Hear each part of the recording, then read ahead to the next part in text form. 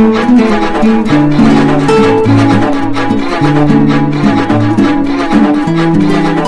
जाएगा, आपको गाली दिलवा। मेरा कोई परिवार नहीं है, वही लोग निकाला है हमको परिवार से, घर से निकाल दिया जाएगा, आपको बदनाम किया जाएगा, आपको गाली दिलवाया जाएगा, आपके ऊपर चप्पल उठा करके मारा जाएगा।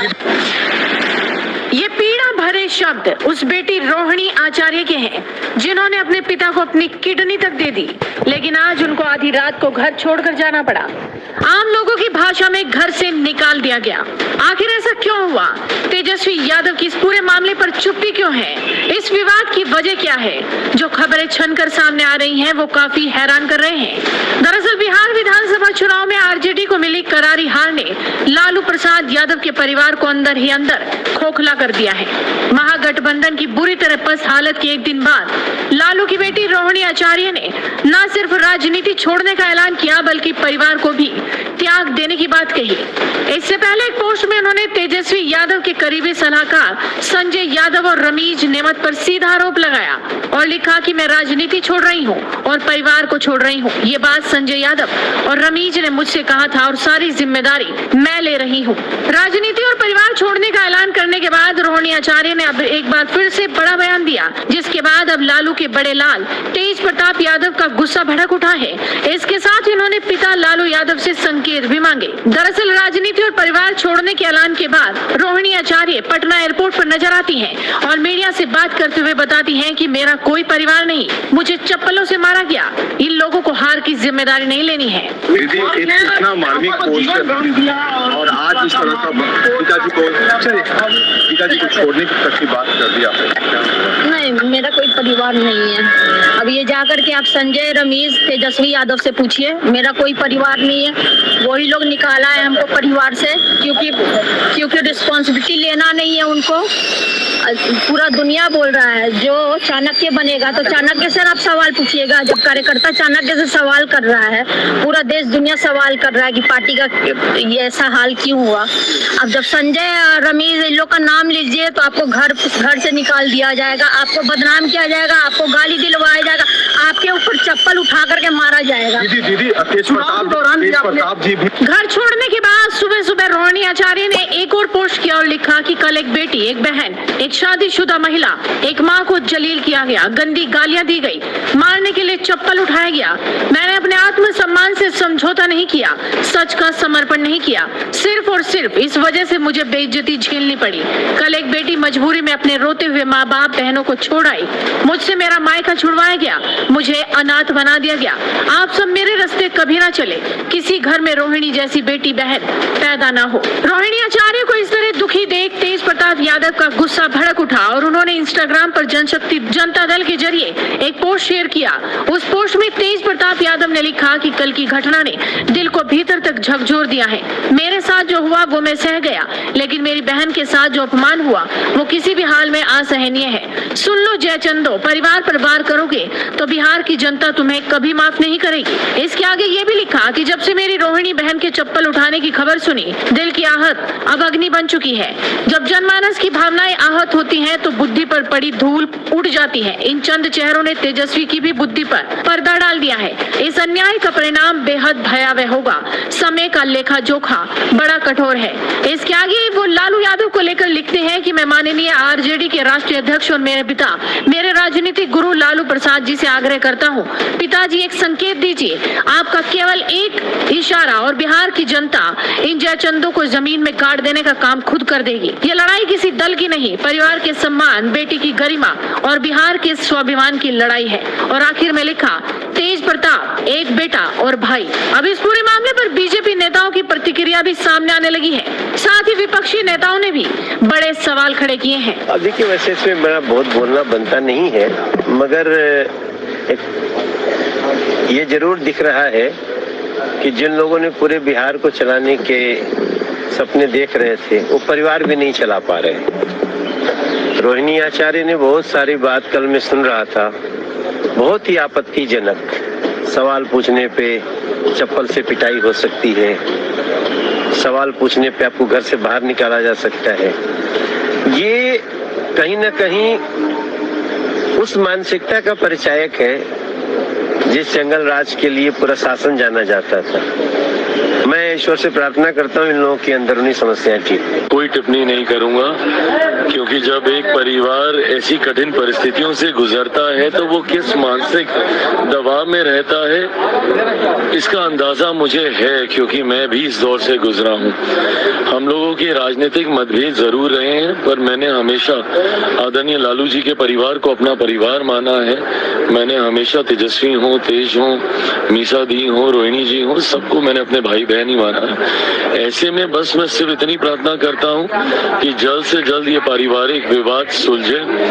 घर में एकता बनी रहती है तो इंसान बाहर कठिन परिस्थितियों से लड़ लेता है, बट आज की तारीख में उनकी पार्टी जिस दौर से गुजर रही है और उसके बाद घर में ऐसी कला, मैं समझ सकता हूँ कि परिवार काफी कठिन परिस्थितियों से गुजर रहा होगा, पर मैं इसे प्रार्थना कर रहा हूँ। मैं इसके ऊपर कोई कमेंट नहीं करूँगा। देखिए, इससे बात स्पष्ट होगी जो हम बार बार कह रहे थे कि इन लोगों की सत्ता आने की लड़ाई है, इनको बिहार के साथ कोई लेना देना नहीं है। रोहिणी जी के ये बाहर आने से स्पष्ट कर दिया उन्होंने कि परिवार के घर के अंदर एक ही लड़ाई है कि सत्ता पे कैसे हक हासिल किया जाए, और परिवारवाद ही है। एक परिवार का सदस्य चाहता है मेरा राज रहना चाहिए, दूसरा चाहता है मेरा रहना चाहिए। इसमें बिहार की कोई बात नहीं है और ना ही बिहार के विकास की कोई बात है। इसी बात का दुख है कि ये लोग सत्ता में आते हैं और परिवारवाद के लिए आते हैं और परिवार को आगे बढ़ाने के लिए आते हैं। ये तो उन्हीं लोगों से पूछिए क्यों छोड़ा, क्या कारण है। ये तो अभी होना है, अभी तो सब में होगा। अभी बड़का बड़का कांग्रेस से लेके सब लोग, राजद सबका घर में आग लग गई है। उन्होंने आरोप लगाया, संजय यादव पर आरोप लगाया। अब क्या आरोप है, मैं इन आरोपों को वो अपना सघन जांच करिए। अभी तो जो ये लोग कह रहे थे ना, जाकी रही भावना जैसी तीन मूरत देखा ही तीन तैसी, ये पाप का घड़ा फूटता है तो पूरा समुद्र तक जाता है। देखिए, रोहिणी आचार्य जी लालू यादव जी को, जैसा कि हमने सुना कि उन्होंने अपना किडनी भी लालू जी की जिंदगी को बचाने के लिए दिया है। जिस तरह से परिवार में लगातार और एक दो व्यक्ति के कारण लालू जी का परिवार बिखरता जा रहा है, टूटता जा रहा है, किसी को भी अच्छा नहीं लगेगा। और मैं भी चाहता हूं कि जो परिवार बिखर रहा है, टूट रहा है, और किसी व्यक्ति के चलते अगर बिखर रहा है, टूट रहा है, तो ये उचित नहीं है।